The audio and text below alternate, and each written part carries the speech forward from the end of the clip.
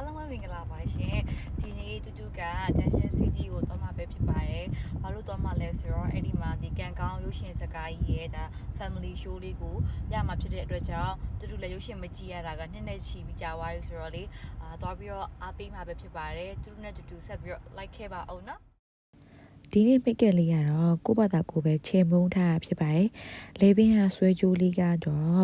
DD online shopping ကနေပြီးတော့လက်ဆောင်ပေးထားပဲဖြစ်ပါတယ်ရှင်။ vlog ကရိုက်နေကြမဟုတ်တော့ဘာတွေဘလို့လုပ်ရမယ်မှမသိလို့ဒီတိုင်းပဲပဲလျှောက်ပေးနေတာပါ။တိခံပြီးတော့ကြည့်ပေးကြပါနော်။အားလုံးကိုချစ်ပါတယ်ရှင်။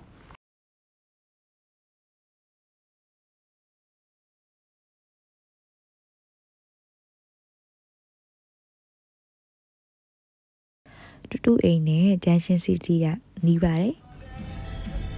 ရပါရဲ့ချစ်မန္တလေး FM ကနေပြီးတော့ဆိုင်ရဲ့တတိသားဆိုတဲ့တခြင်းလေးကိုလာနေတာပါတူကတော့အခုမှကြားဘူးရပြိသက်ကြီးရောကြားဘူးရလားတူထင်တာတော့တခြင်းအဟောင်းလေးဖြစ်မယ်လို့တော့ထင်တယ်ဟိုးရှိမှာJunction City ကိုလှမ်းပြီးတော့မြင်နေရပါပြီCity ကိုရောက်ပြီပဲဖြစ်ပါတယ်ရှင်ကားပါကင်နေရာလေးလိုက်ပြီးတော့ရှာလိုက်ပါဦးမေJunction City ကိုရောက်ပြီပဲဖြစ်ပါတယ်ဒါပေမဲ့အချိန်ကနည်းနည်းလေးတော့စောနေသေးတယ်သူတို့ကတော့9နာရီခွဲမှစပဲလို့ရေးထားတာဆိုတော့သူတို့ကအခုJunction City မှာတက်ပြီးတော့ပုံစားလိုက်ပါအောင်မယ်ဆက်ပြီးတော့ like ခဲ့ဦးနော်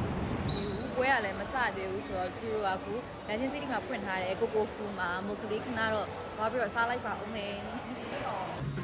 ကိုကိုရောက်ရင်တူက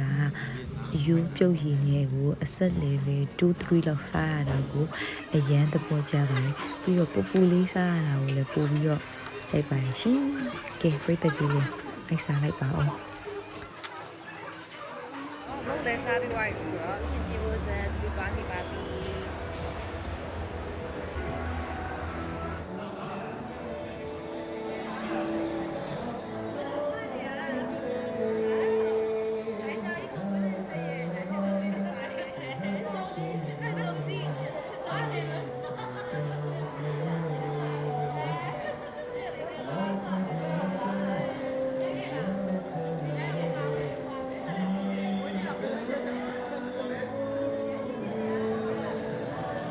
ဒရိုက်တာကြီးနဲ့တွေ့တဲ့အခါဇလန်းကငိုရမှာလား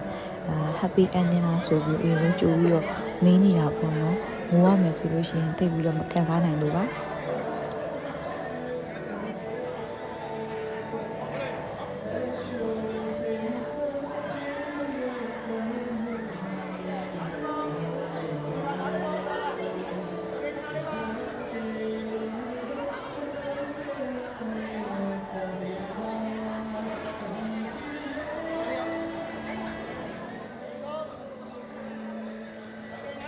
ကန်ကောင်းလေးနဲ့အမတ်တရားဓာတ်ပုံလေးရိုက်လိုက်အောင်မယ်နော်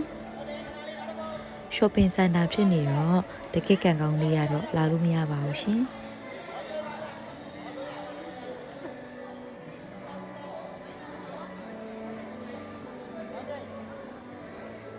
ဒရိုက်တာကိုဝင်းလွင်ထက်ဖြစ်ပါတယ်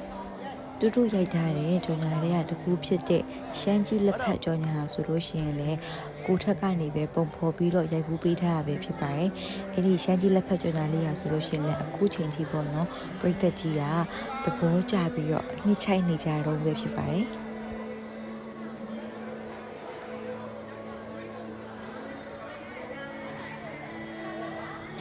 တူကအပြင်မှာဆိုလို့ရှိရင်ဒီလိုပဲပေါ့နော်ကိုချစ်ခင်ရတဲ့သူနဲ့တွေ့ပြီးဆိုလို့ရှိရင်အရင်နေပျော်နေရ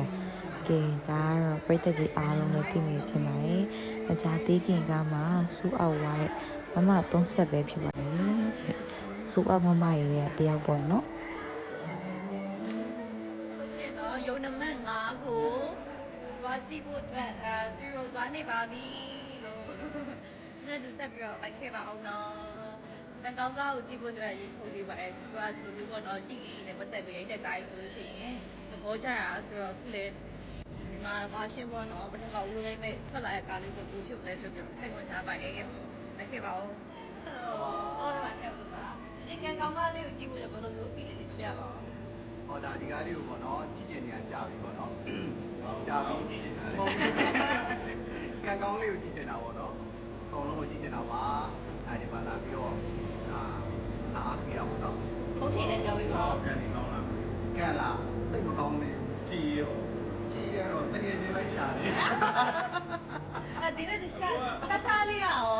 ပြောဆိုဟုတ်ကဲ့ပါရှင်ကျေးဇူးတင်ပါတယ်ရှင်ဘလို့ဘယ်မောင်းစားရပါလဲပြောလို့မသိဘူးတော့ပြောတယ် ရုပ်ရှင်ရုံကိုမရောက်ဖြစ်တာအနည်းဆုံး3-4နှစ်တော့ရှိသွားပြီပေါ့နော်ဒါအခုမှပထမဦးဆုံးရုံထဲကိုပြန်နေပြီးတော့ခြေချခဲ့တာပဲဖြစ်ပါတယ်ရှင်ကဲကံကောင်းဇလန်းလေးကိုကြည့်လိုက်ပါအောင်မေဇလန်းလေးပြီးတော့မှပဲပြန်တွေ့ကြမယ်နော်တတာ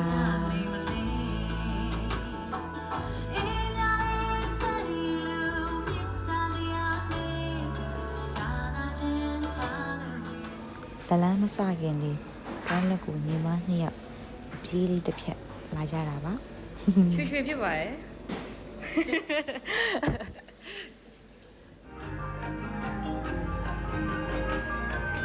ဇလန်းလေးကတော့ပြီးသွားပါပြီစပွိုင်းနေဖြစ်မှာဆိုလို့သသိန်းကိုတော့မပြောပြတော့ပါဘူးဒါပေမဲ့ဒါသသိန်းကနေမှရင်ကိုနှင့်နေအောင်ခံစားရပါတယ်ကြည့်လို့ကောင်းပါတယ်ကံကောင်းဇလန်းယူကြည့်လို့ပြီးသွားပါပြီပြည်သက်ကြီးလည်းအချိန်ရလို့ရှိရင်လာပြီးတော့ကြည့်ကြပါကံကောင်းကားလေးကြည့်လို့ပြီးသွားပါပြီကြည့်လို့ကောင်းပါတယ်နောက်ပြီးတော့ဘာလို့သဘောကျလဲဆိုပြီးတော့ review ပေးရမယ်ဆိုလို့ရှိရင်လမ်းလေးကြည့်လို့ကောင်းပါတယ်ဒါတဖြည်းဖြည်း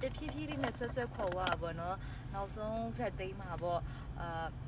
တကယ်ကိုတဖြည်းတမြင့်မြင့်လေးနဲ့ပေါ့နော်အဲ့လိုမျိုးဝမ်းနေပြီးတော့ခံစားရပါတယ်နောက်ခံ background သုံးထားတဲ့သချင်းလေးတွေကလုံးဝကိုဇဝင်ခန်းနဲ့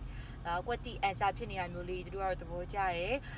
ပြီးလို့ရှိရင်ဒီ director of photography ကအရန်မိုက်ပါတယ်เนาะရှူကင်းတွေကအရန်လှတယ်ချမ်းမြေဘက်ကရှူကင်းတွေကိုရိုက်ပြတ်ထားတာလေးကအရန်သဘောကျပါတယ်ပြီးတော့ lighting ကစားထားတာလေးတွေကလည်းအရန်သဘောကျတယ်ညဘက်စင်းနေဆိုလို့ရှိရင် lighting သုံးထားတာလေးတွေlighting ပေါ့เนาะလို့ပြင်ဆင်ထားတာလေးတို့တော်တော်လေးကိုသဘောကျတယ်ပြည်သက်ကြီးကတော့တိကျပါလို့ပဲပြောချင်ပါတယ်ပုံမှန်ဒီလိုချစ်ကြိုက်ကွဲညပေါ့နော်ကြည်နေကြဇလန်းတွေထက်စားလို့ရှိရင်ဒီလိုကားလေးရိုက်ကြည့်ရတာအမြင်နဲ့တမျိုးလေးလည်းစမ်းသွားတယ်ကြည့်လို့လည်းကောင်းပါတယ်လို့ပြောချင်ပါတယ်ရှင်အဆုံးထိကြည့်ပေးကြတဲ့ပရိသတ်ကြီးကိုလည်းကျေးဇူးအများကြီးတင်ပါတယ်လို့ပြောချင်ပါတယ်ရှင်